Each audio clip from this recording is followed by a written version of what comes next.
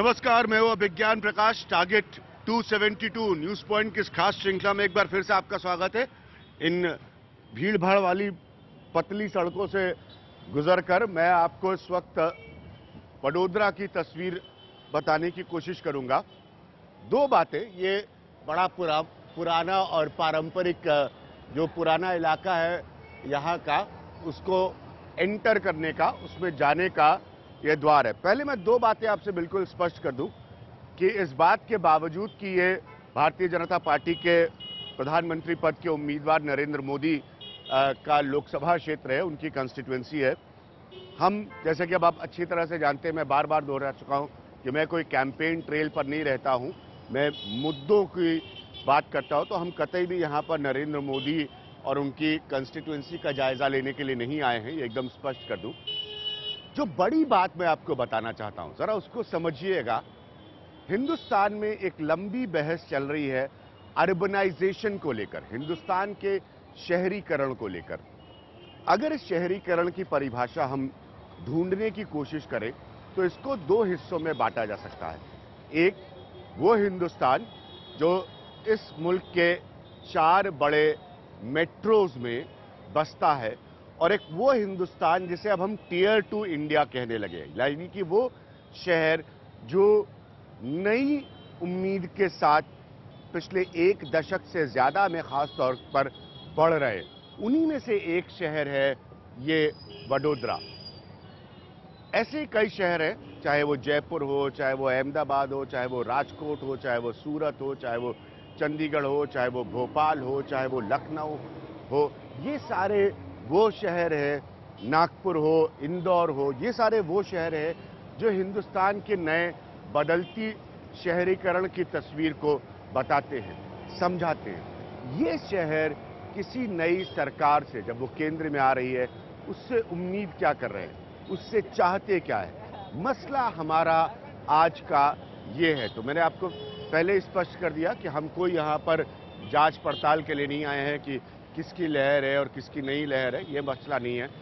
मसला ये कि बदलते हिंदुस्तान की जो तस्वीर है, उसमें जो ये नए शहर आ रहे हैं, ये पारंपरिक और आधुनिक का मिश्रण है, ये एक दोनों के बीच की मिलावट में है। इसमें नया हिंदुस्तान बस रहा है। एक छोटी सी तस्वीर अगर आपको मैं खाली शुरुआत में दिखाऊं कि अब आप देखिए कि यहाँ पर तमाम ऑटो आपको नजर आ रहे हैं। लोगों को आप देखते हैं कि 2 पहिया वाहन जो हैं, 2 व्हीलर्स, उससे लोग ज़्यादा सफ़र करते हैं। लड़के और लड़कियां, नौजवान इन 2 व्हीलर्स को चलाते हैं।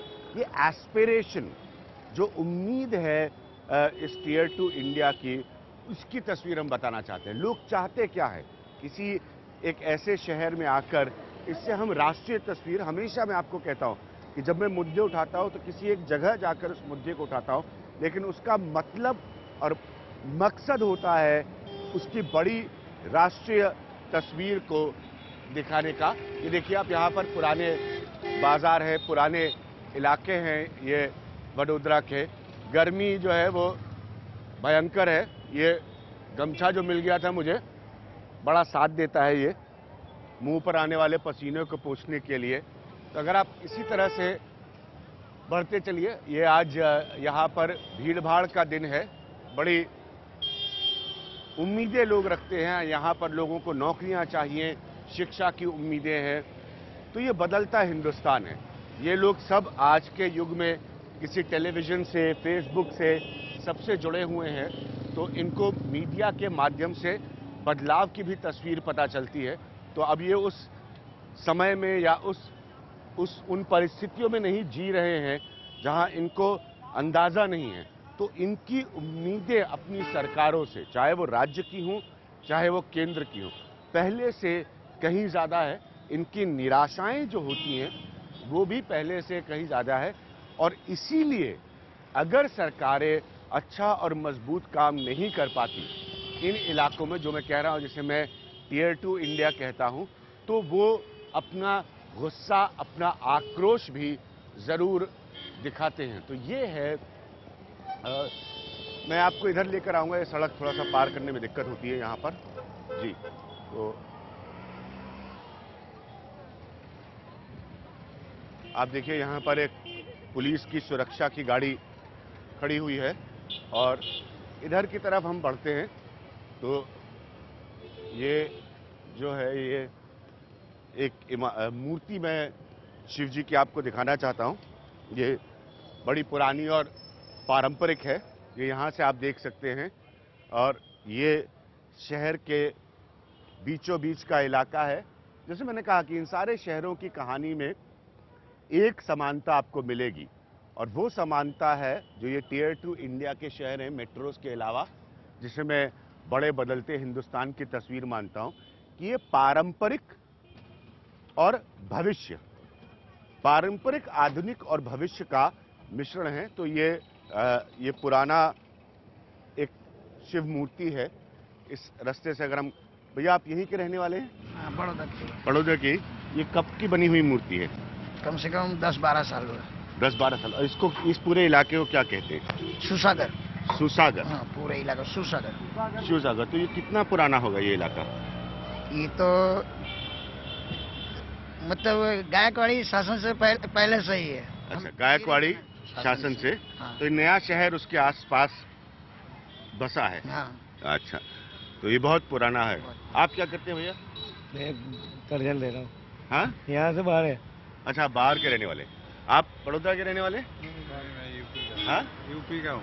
अच्छा, आप यूपी के रहने वाले जी। हैं। तो यहाँ आकर काम करते हैं आप? हाँ, धंधा है पानी पूरी का। कैसा लगता है यहाँ पर काम करके? अच्छा, एकदम हाँ, बढ़िया। बढ़िया एकदम। हाँ। हाँ, तो देखिए, आपका नाम क्या है? राजू यादव। राजू यादव। तो राजू यादव जी मिल गए हमें, ये यूपी के रहने वाले हैं। तो क्या काम करते हैं आप भैया यहाँ पे? ये गोलगप्पे का धंधा। अच्छा, ये अरे गोलगप्पा हमें बहुत पसंद है यार। खा के जाओ अभी। अरे बिल्कुल खा के जाएंगे। हाँ। तो राजू यादव जी मिल गए हैं, इनकी गोलगप्पे की दुकान है। और उत्तर प्रदेश के कहाँ के रहने वाले हैं आप? इटावा के। इटावा के रहने वाले हैं और यहाँ काम करते हैं। तो यहाँ काम करने में बड़ा बहुत आनंद मजा- आता है। कितने आनंद साल आता से हैं यहाँ पे? यहाँ 17 साल हो गए। ठीक है। राजू यादव जी जिन्होंने मुझे गोलगप्पे खाने का निमंत्रण दे दिया है तुरंत, तो वो ये कह रहे हैं कि इटावा के रहने वाले हैं और 17 साल हो गए उनको यहाँ पर काम करते हुए। अब आप मेरा मुद्दा समझ रहे हैं ना, मैं यहाँ पे कोई किसी की सियासी लहर नहीं ढूंढने आया हूँ। इस बदलते हिंदुस्तान का, क्योंकि सबको रोजगार चाहिए, सबको काम चाहिए, सबको अपॉर्चुनिटीज चाहिए, सबको मौके चाहिए, तो ये उसकी तस्वीर जो है। अरे यार राजू यादव जी, कहाँ है आपकी दुकान? अच्छा, एक एक गोलगप्पा खा लिया जा रहा है राजू यादव जी की दुकान में। तो अब आप देख रहे हैं, तो ये जो स्थिति है, आप थोड़ा सा विचलित ना हो मेरे बार बार पसीना पोंछने से, क्योंकि भयंकर गर्मी है। जैसे मैंने आपको बता रहा हूं, भैया इसको टेलीविजन की नौटंकी ना समझें, ये बड़ी ज़रूरतमंद चीज़ है। अब जरा एक गोलगप्पा टेस्ट कर लिया जाए राजू यादव जी के यहाँ। तो अब गोलगप्पे की कहानी क्या है? देखिए, गोलगप्पे की कहानी ये है कि ये व्यंजन कहीं का भी हो सकता है, किसी भी राज्य का हो सकता है, लेकिन ये बदलती हिंदुस्तान की तस्वीर में यहाँ पर मिल रहा है। अब देखिए, राजू यादव जी जो है ये गोलगप्पा बनाने के लिए एकदम तैयार है। गर्मी बड़ी होती है भाई यहाँ। हाँ, गर्मी तो होती है। हाँ? 40 के ऊपर है। 40 के ऊपर है। 42 है। 42। 45?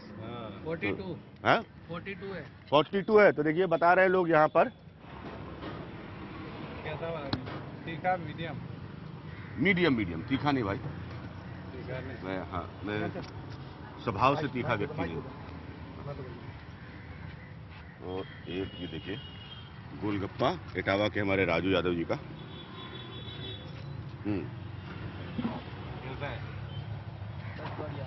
कैसा है?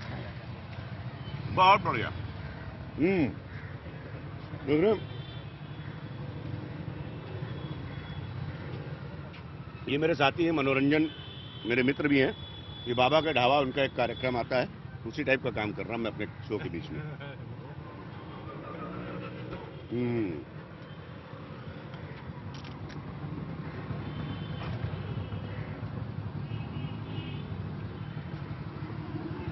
तो आप भी तो लो। बस सब लोग ले लो। भाई भाई, बस भैया और नहीं। और एक लो। इसे मैं मानता हूं हिंदुस्तान की इंक्लूसिव तस्वीर, समावेश की तस्वीर। अब आप सुने ना, क्योंकि ऐसे ऐसे लोग नेतागिरी करते हैं, सियासत करते हैं, जहां पर कोई कहां से आ रहा है और कहां जा रहा है, उन मुद्दों को उठाते नहीं। ये गलत है।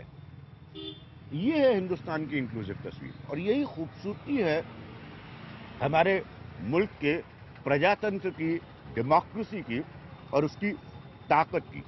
ये गोलगप्पे की प्लेट नहीं है, ये हिंदुस्तान के समावेश की कहानी मैं आपको बता रहा हूं वडोदरा से। और जो नए शहर है वो क्या उम्मीद रखते हैं, क्या चाहते हैं इस नए बदलते हिंदुस्तान से। बढ़िया गोलगप्पा जो है गर्मी में ठंडे बर्फ के पानी के साथ राजू यादव जी ने, हमारे इटावा वाले, वडोदरा में हमें खिलाया। तो अब हम लोगों से भी बात कर रहे थे लगातार, उनके भी अंश हम आपको दिखाएंगे कि वो उम्मीद क्या करते हैं, वो चाहते क्या हैं। मेरे ख्याल से जो डेवलपमेंट हो रहा है, नहीं हो रहा ऐसा बिल्कुल नहीं है, बट जो डेवलपमेंट 10 साल पहले होना था वो डेवलपमेंट अभी होने जा रहा है। जैसे पिछले 1 साल में कुछ ओवरब्रिज फ्लाईओवर बने हुए हैं।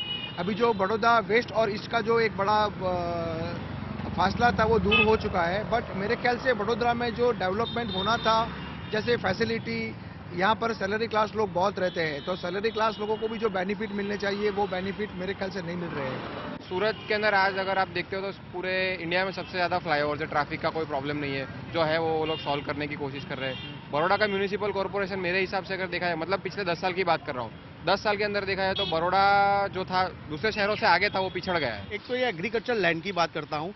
जब एग्रीकल्चर लैंड के अंदर गुजरात के अंदर ऐसा है कि गुजरात का खेडूत, फार्मर जो होता है वही बाई कर सकता है, वो राजस्थान, एमपी या महाराष्ट्र का खेडूत या रेस्ट ऑफ इंडिया का कोई भी फार्मर बाई नहीं कर सकता है।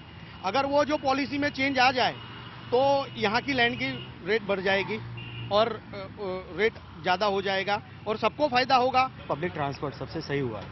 सही हुआ you can see the roads are very good and very flat, और बहुत ही ब्रॉड हो गए। जो पहले 10-15 साल पहले थे उससे अच्छे और ब्रॉड हो गए। एक्सीडेंट के मतलब चांसेस बहुत ही कम हो गए। एक बात बहुत स्पष्ट है कि लोग एक नई सोच अब ये रखते हैं कि मजबूरी अगर ना हो तो अपना शहर, अपना गांव छोड़कर किसी और शहर में जाने की जरूरत ना पड़े। मैं एक चीज देख रहा हूं यहां पर कि जो 2 पहिया वाहन है, बड़ा उसका जबरदस्त इस्तेमाल होता है। तो मैं भी कोशिश करूंगा किसी से, अंग्रेजी में से कहते हैं ना हिच राइड, तो मैं किसी से जुगाड़ करने की कोशिश करूंगा। मुझे भी थोड़ा, गर्मी से ही, गर्मी तो है भाई, तो मुझे भी थोड़ा बाइक पर घुमा दिया जाए। मैं वापस आ रहा हूं एक छोटे से ब्रेक के बाद।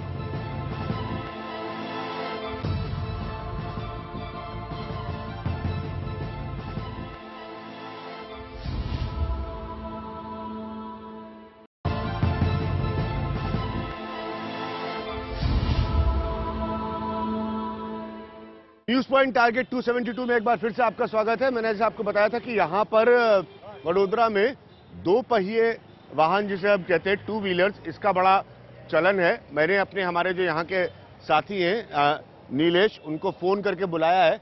मैं उनका इंतजार कर रहा हूँ, फिर थोड़ा उनके साथ ये 2 पहिया वाहन की यात्रा की जाएगी और शहर को देखा और समझा जाएगा। यहाँ पर आप देख सकते हैं कि किसी भी सड़क पर खड़े हो जाइए, जितने वाहन गुजरते हैं उनमें से ज्यादातर ये 2 व्हीलर्स हैं। ऑटो यहाँ पर चलते, वो देखिए हमारे नीलेश जी आ रहे हैं, ये हमारे साथ, हमारे यहाँ के जर्नलिस्ट हैं। मैंने एकदम से जल्दी से इनको फ़ोन करके बुलाया, और जैसे मैंने कहा, इनको फ़ोन करके बुलाने का मेरा मकसद ये था कि इनके स्कूटर पर बैठा जाए और उसके बाद बाकी के शहर की बातचीत की जाए। एक पॉइंट में ज़रूर रखूँगा, इस बातचीत को मैं नीलेश से भी करूँगा, कि बहुत सारे लोग कहते हैं, अभी भी ये बहस होती है हिंदुस्तान में कि स्मॉल टाउन इंडिया, यानी कि हम छोटे शहरों से आते हैं।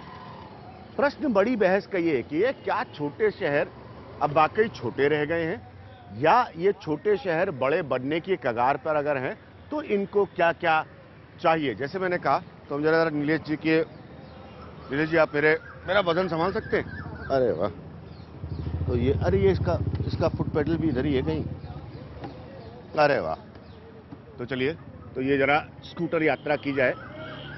तो शहर के हिस्सों से होते हुए हम गुजरेंगे और देखने समझने की कोशिश करेंगे। राजू जी ने हमें गोलगप्पे खिलाकर थोड़ी एनर्जी दे दी। राजू जी ने, धूप एकदम कस के है, चिलचिलाती हुई है, सर पे जो है बहुत तेजी से प्रभाव पड़ रहा है। ब्लेजिंग सन, अंग्रेजी वाला कहते हैं ना ब्लेजिंग सन, तो ऐसा खुल के जो सूरज होता है तो उसका प्रभाव पड़ रहा है। अब मैं आता हूं अपने असली पॉइंट पर। असली पॉइंट तो ये है कि बहुत सारे लोगों को के अंदर एक कभी कभी हीन भावना भी आ जाती है कि भाई हम छोटे शहर से हैं, मैं भी तमाम हिंदुस्तानियों की तरह छोटे शहर से हूँ, बड़े फक्र से इस बात को महसूस करता हूँ। लेकिन जो बड़ी चीज़ मैं महसूस कर रहा हूँ, मैं तमाम साल मुंबई में रहा, दिल्ली में तमाम सालों से रह रहा हूँ, ये दो बड़े शहर हैं हिंदुस्तान के, लेकिन जो चीज़ मैं महसूस कर रहा हूँ वो बिल्कुल स्पष्ट है कि ये शहर, चाहे जैसे मैंने कहा कोई इंदौर हो, कोई भोपाल हो, कोई नागपुर हो, कोई जयपुर हो, कोई लखनऊ हो, कोई चंडीगढ़ हो, कोई वडोदरा हो, सूरत हो, राजकोट हो, ये सब अपने अपने हिस्से की पुकार भी कर रहे हैं। ये सब अपने अपने हिस्से का अधिकार भी मांग रहे हैं और इससे एक बड़ा जो है वो असर होना शुरू हो गया। तभी हम एक जैसे कहते हैं ना प्रगतिशील राज्य का दावा करने वाले राज्य के एक अहम शहर से हम गुजर रहे हैं। यहाँ के चुनाव के माहौल से मेरा कोई मतलब नहीं। नीलेश, इस तरह के शहरों में लोगों को चाहिए क्या होता है? चाहिए तो उनको यही कि ठीक से मतलब बिजली पानी की जो समस्या थोड़ी बहुत होती है, जो अर्बन में इतना नहीं होता है, वो छोटे शहरों की डिमांड भी ज़्यादा होती है। उनको उम्मीदें भी ज़्यादा होती है कि जैसे मुंबई में इतनी मेट्रो है, इतनी सुविधाएं हैं, तो वडोदरा में क्यों नहीं है। तो छोटे शहरों की उम्मीद भी ज़्यादा है। ठीक है, तो आप ये कह रहे हैं कि एक इंफ्रास्ट्रक्चर के मामले में छोटे शहर ज़्यादा कुछ चाहते। तो जैसे नीलेश ने कहा कि मेट्रो नहीं है, अब देखिए बड़े शहर ऑलरेडी अभी से ही इस बात से जद्दोजहद कर रहे हैं कि उन्हें क्या क्या सुविधाएं चाहिए, और बड़े शहर के तमाम एनसीआर बन गए हैं, तमाम नए इलाके बन गए। तो छोटे शहरों को भी मांग नीलेश कुल मिलाकर उसी तरह की है। हाँ, जैसे पहले वडोदरा के आसपास के जो गांव हैं, जैसे पादरा हो गया, सावली हो गया, जो यहाँ से 15-20 किलोमीटर के करीब है, तो वहाँ के जो लोग जो वडोदरा में कहीं शॉपिंग पे आते हैं या उनको कुछ सिटी से कनेक्ट करना होता है, तो वहाँ जो ट्रांसपोर्टेशन है वो लोग बेहतर चाहते हैं। तो लोग ज्यादा कनेक्टिविटी चाहते हैं। हालांकि गुजरात की सड़कों पर मैं 2007 के बाद आया हूँ, इसमें कोई दो राय नहीं है कि अगर हम सिर्फ गुजरात की बात करें तो यहाँ पर काफ़ी बेहतर है कनेक्टिविटी, और एक शहर को दूसरे शहर से जोड़ने की जो सड़कों की बात होती है वो काफ़ी बेहतर है। लेकिन जब छोटे शहर में शहरीकरण ज़्यादा होता है और वो बसने लगते हैं ज़्यादा, तो उनकी मांगे भी बढ़ जाती हैं। इसे बिजली इस मुल्क की एक बहुत बड़ी समस्या है, एक बहुत बड़ी मांग की, डिमांड की समस्या है बिजली। तो नीलेश, आपको लगता है कि बिजली वगैरह जैसी चीज़ों से ये शहर जूझ नहीं पाते, डिमांड बढ़ती चली जाती है, सप्लाई उतनी आ नहीं पाती बिजली की? नहीं, सप्लाई यहाँ पे ठीक ठाक ही है गुजरात में। वडोदरा में पिछले कई सालों से बिजली है और बिजली की समस्या खैर इतनी नहीं है। शायद हफ्ते 10 दिन में 1 घंटा का शायद पावर कट रहता है, और कहीं फेस्टिवल्स वगैरह हुए तो शायद पावर कट होता है। वैसे बिजली की समस्या इस शहर में ना के बराबर कह सकते हैं। तो बिजली की समस्या इस शहर में ना के बराबर है, लेकिन मैं आपको बता सकता हूं कि तमाम बड़े और जो शहर हैं राज्यों के, पूरे देश की तस्वीर पर हम चर्चा कर रहे हैं, उनमें बिजली की समस्या बहुत प्रमुखता से होती है। तो किसी भी जगह पर बिजली की सप्लाई कितनी देर की है उससे बहुत कुछ फर्क पड़ता है। दूसरा, इन तरह के शहरों की एक बड़ी मांग होती है, चाहे जैसे मैंने कहा वो लखनऊ से लेकर जयपुर तक कहानी वही है कि लोगों को, नौजवानों को काम मिले, रोजगार मिले, चाहे वो निजी क्षेत्र में हो, प्राइवेट सेक्टर में हो या सरकारी सेक्टर में। तो वो उम्मीदें भी भरना एक बहुत बड़ा चैलेंज होता है। नीलेश, आपको लगता है कि जैसे आप एक यंगस्टर हैं, बहुत सारे लोग होते हैं, तो उनको अभी भी लगता है कि अगर हमें काम मिल जाए तो बाहर जाने की जरूरत नहीं पड़ेगी?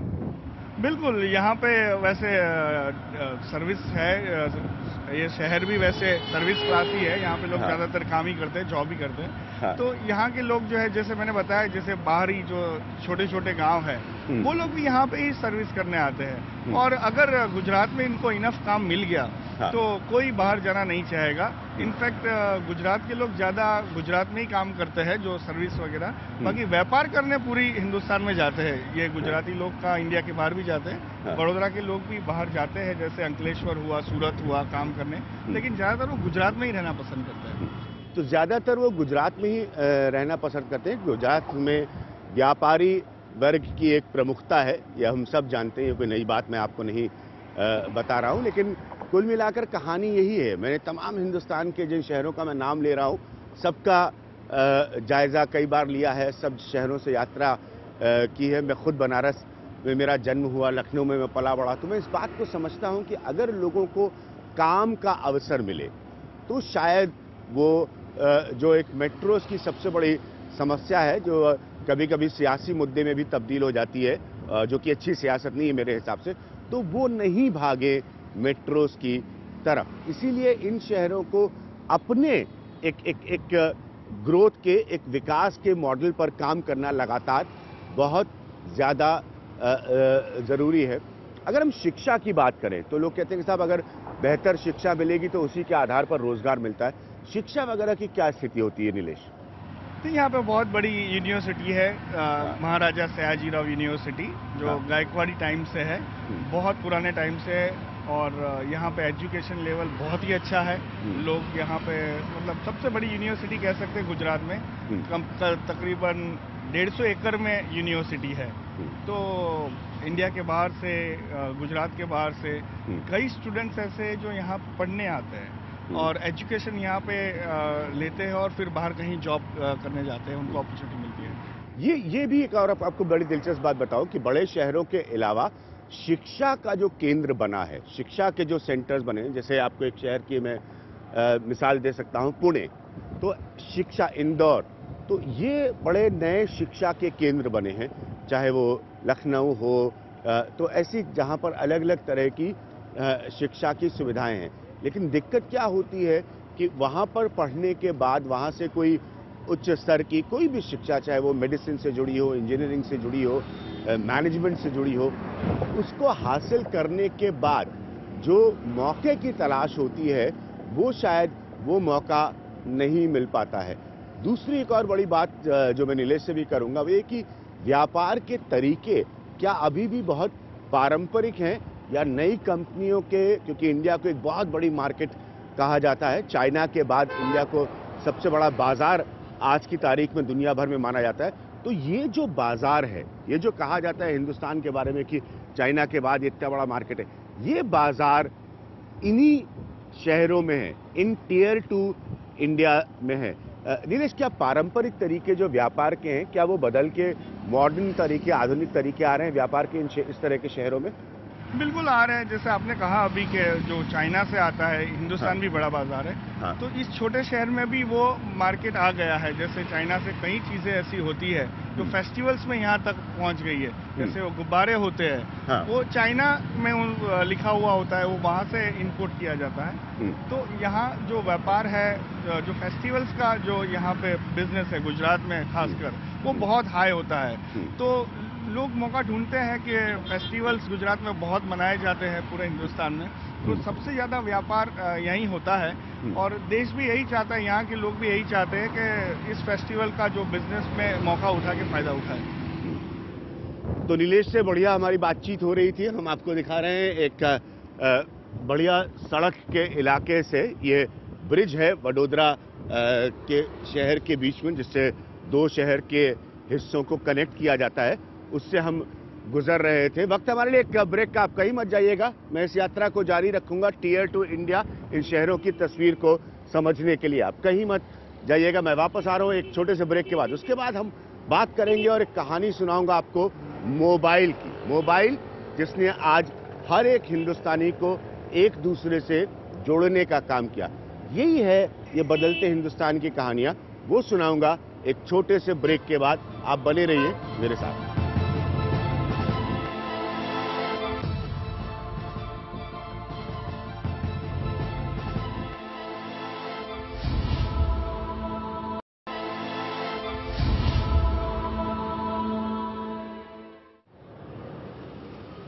तो ये नीलेश जी ने हमें एक बड़ी बढ़िया जगह पहुंचा दिया। अब आप देखिए, ये बड़ौदा का, वडोदरा जिसे हम कहें, नए जमाने का बड़े बड़े विज्ञापन आप देख रहे हैं, कांग्रेस बीजेपी का विज्ञापन, बाकी किसी शर्ट का, फास्ट ट्रैक वॉचेस का।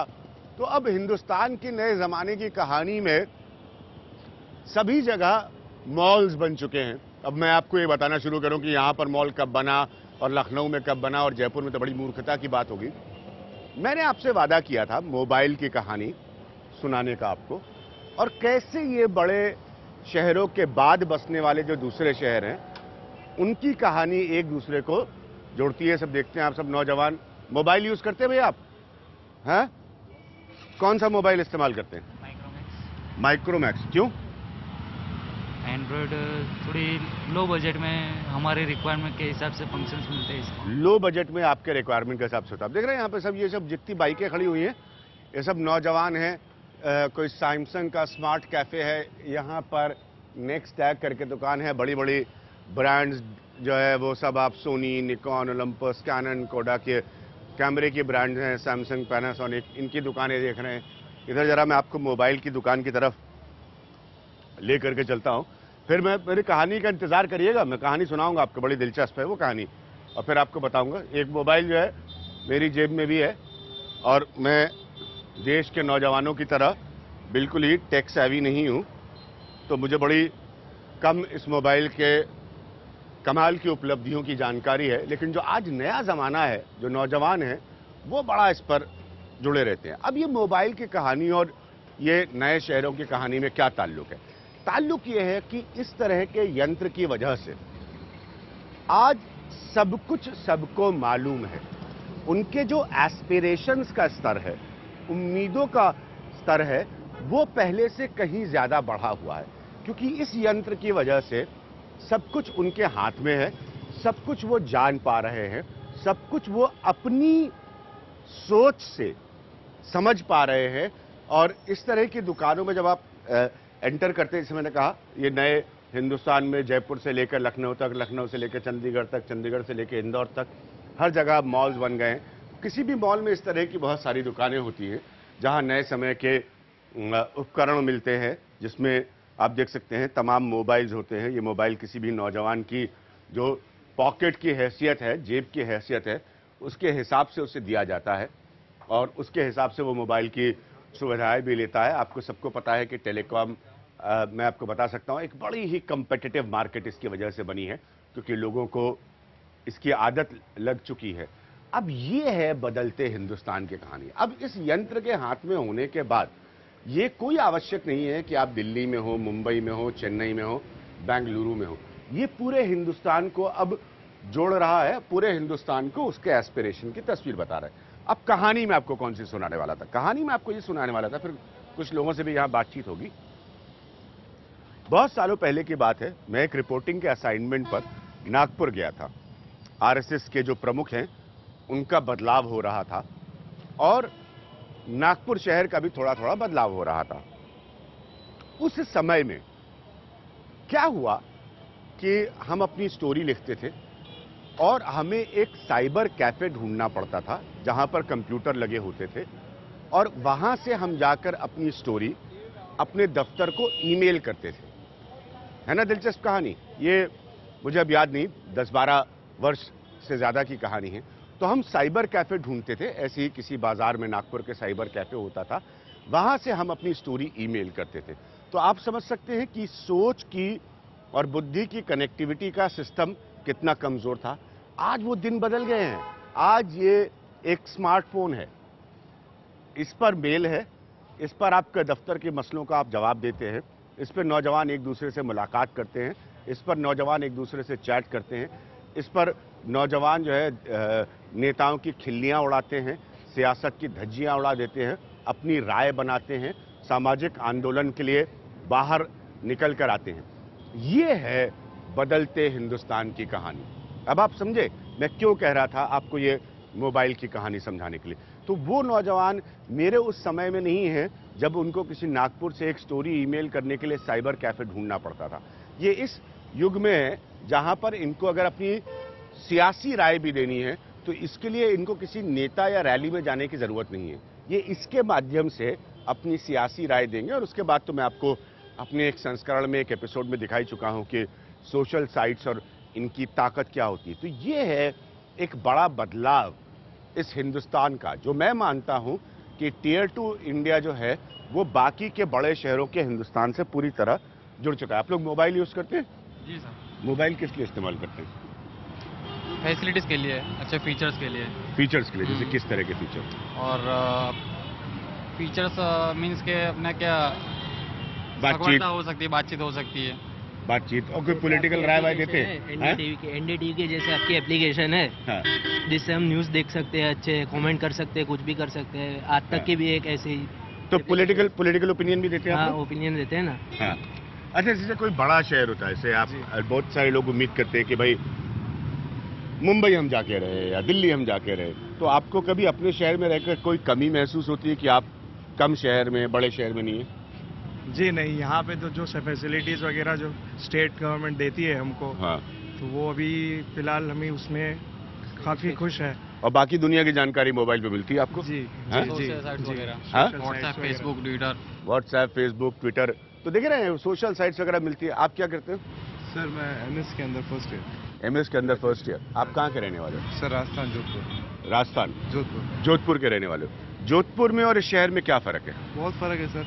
यहाँ की पुलिस, यहाँ का administration is lot better than Jodhpur. Not better than Jodhpur. Lot better than Jodhpur. ठीक है। आप भी you're also mobile user, mobile use करते हैं? किस लिए? सर लोगों से कांटेक्ट बनाने के लिए, और हाँ। WhatsApp, Facebook, whatever they call it, it's easy to communicate with people on large extent. हाँ। पॉलिटिकल ओपिनियन देते हैं आप उसके ऊपर? सर पॉलिटिकल तो यही है कि अच्छा है सर, लोग जल्दी इजी मोड है कम्युनिकेशन करने का, पॉलिटिकल लीडर्स के लिए भी और हमारे लिए भी, उनको इजी मैसेज देने का एक इजी मैसेज देने का ज़्यादा आसान तरीका है। लेकिन ऐसा कुछ लगता है कि लोग कहते हैं ना साहब, बड़े शहर में एक बड़ा हिंदुस्तान में धारणा है, मैं इसको नहीं मानता, बहुत सारे लोग मानते हैं कि साहब हम छोटे से शहर से हैं, हम बड़े शहर से नहीं है। क्या आपको लगता है ये सोच में तब्दीली हो रही? अब कोई बड़ा फर्क नहीं लोग मानते छोटे और बड़े शहर का? सर जैसे अब बड़े और छोटे शहर में ज़्यादा फर्क नहीं है। हाँ। जो आपको अब बड़े बॉम्बे सिटी में मिल जाएगा, वो बड़ा सिटी में भी आपको इजीली अवेलेबल हो जाएगा। हाँ। कोई भी चीज़। हाँ। और अगर बॉम्बे सिटी की आप बात करो, दिल्ली सिटी की आप बात करो, तो वहाँ पे कंजेस्टेड और बहुत ज़्यादा अक्यूमुलेशन बहुत ज़्यादा है एक साथ। हाँ। लोगों का। यहाँ पे छोटी सिटी है, आपको ईजी फैसिलिटीज भी मिल जाएगी जो आपको बॉम्बे और दिल्ली सिटीज में ना। नौजवानों को मौका ज़्यादा मिलता है छोटे शहरों में अब? हाँ नहीं मिलता ना, अभी तो छोटे शहर में भी है ना। अभी छोटे शहर में भी है, छोटे शहर में। तो मैं कह रहा हूँ कि देखिए, एक तरह से मैं खुद ये गलती कर रहा हूँ छोटा शहर कह के, शायद ये इतना सही नहीं होगा कहना, लेकिन मैं एक सोच के हिसाब से चल रहा हूँ कि एक सामाजिक सोच है। जैसे मैंने कहा, ये मॉल्स, ये ब्रांड्स, ये सब कुछ अब सब जगह है, कोई नई चीज मैं आपको नहीं दिखा रहा हूँ। तो इधर से पीएम बनेंगे तो इसका फ्यूचर और ब्राइट होगा। अच्छा, नरेंद्र नहीं, मैं यहाँ नरेंद्र मोदी के लिए नहीं आया, मुझे इस बात से कोई लेना देना नहीं कि नरेंद्र मोदी कहाँ से पीएम बने, ये मेरा मकसद नहीं है। मैं आपके कहानी, आपके हिंदुस्तान की कहानी बता रहा हूँ। यहाँ पर एक सज्जन कह रहे थे कि नरेंद्र मोदी पीएम बनेंगे तो ज़्यादा अच्छा होगा। मैं स्पष्ट कर दूँ, मेरा कोई मकसद नहीं इस शहर में ये ढूंढने का। मैं हिंदुस्तान की कहानी बताना चाहता हूँ। जैसे मैंने आपको दिखाया कि इस तरह की दुकानें होती हैं जहाँ से ज़्यादा लोग जो है अब मोबाइल खरीदते हैं। मोबाइल खरीद के उनको पूरी दुनिया के बारे में पता चलता है, तो उनके एस्पिरेशंस लेवल्स जो हैं वो बढ़ते चले जाते हैं। आप देख रहे हैं, इन्होंने स्कूटर यहाँ पर पार्क किया और मोबाइल पर आप बात कर रहे हैं। तो ऐसे ये एक सांस्कृतिक बदलाव है हिंदुस्तान का, और जिसमें नए ज़माने का जो वोटर है वो। भाई साहब, आप मोबाइल इस्तेमाल करते हैं? मोबाइल आप क्यों यूज़ करते हैं? कांटेक्ट में रहने के लिए सबसे कांटेक्ट में रहने के लिए आप मोबाइल। तो आप देख रहे हैं कि ये गॉगल्स लगाए हुए आधुनिक भारत के हमारे नौजवान हैं, बड़े हैंडसम आदमी हैं यार आप। हाँ, तो आप कांटेक्ट में लोगों के रहने के लिए मोबाइल इस्तेमाल करते हैं। तो जैसे आप इस शहर में रह रहे हैं, तो आपको कभी ऐसी कमी महसूस होती है कि आप बड़े शहर में नहीं है, सो कॉल्ड छोटे शहर में? नहीं। हाँ? बड़ौदा में मुझे हमेशा ऐसे लगा कि मैं बहुत ही अच्छी सिटी में हूँ। हाँ। बहुत ही डेवलप्ड सिटी में हूँ। हाँ, बहुत ही अच्छी सिटी में हूँ और बहुत ही डेवलप्ड सिटी में। तो ये जो चीज़ आप देख रहे हैं ना, कि ये जो नौजवानों के अंदर अब एक धारणा है, इसीलिए मैं कह रहा हूँ कि ये, अच्छा आपको मैंने पहले भी बताया कि कितनी बड़ी बहस होती है इंडिया वर्सेस भारत की, लेकिन ये बहस की कनेक्टिविटी, अब इनको क्या उम्मीदें होंगी सरकार से, समझ रहे हैं आप? ये क्या चाहेंगे? इसीलिए ये टारगेट 272 न्यूज़ पॉइंट में ये मसला बहुत इंपॉर्टेंट है। इस प्रोग्राम के आखिर में एक बात मैं जरूर कहूंगा आपसे। घूमते हुए आप देख रहे हैं मुझे बड़े शहरों के बड़े से बड़े संस्थान, किसी बॉम्बे स्टॉक एक्सचेंज, दिल्ली में किसी राष्ट्रीय पार्टियों के मुख्यालय, कांग्रेस, बीजेपी, सबका सफर करते हुए, लखनऊ की यात्रा, सब कुछ मैं आपको दिखा रहा हूं। और उसके बाद छोटे शहरों का सफर, गांव का सफर, सब दिखा रहा हूं मैं आपको मुद्दों के जरिए, मुद्दों की कहानी के जरिए। मैं एक चीज आपको जरूर बताना चाहूंगा यहां पर कि नेता जब नीतियां बनाते हैं तो अक्सर इन बातों को जानते हुए ध्यान में नहीं रख पाते। ये उनके सलाहकारों की कमजोरी है। और सरकारें जब नीतियां बनाती हैं तो उनको भी नहीं समझ में आता कि ये एस्पिरेशन जो है, ये उम्मीद जो है, वो क्या सोच रही है। तो सरकार किसी की भी आए, नेता कोई भी रहे, परिस्थितियों में कैसा भी बदलाव हो, लेकिन ये जो नौजवान है जिसका वोटर आप चाहते हैं, जो इस टियर 2 इंडिया में बस रहा है, इस भारत में बहुत बड़ा बदलाव हो रहा है, बहुत रफ्तार से बदलाव हो रहा है। इस बदलाव के समय चाल के साथ चलने के लिए सबको जरूरत होगी। और यही मेरे हिसाब से बड़े बड़े सोचने वाले बुद्धिजीवी नेताओं और नीति निर्धारण करने वाले लोगों की एक बहुत बड़ी चुनौती होगी। मैं अभिज्ञान प्रकाश, न्यूज़ पॉइंट टारगेट 272 के लिए सिर्फ एनडीटीवी इंडिया पर।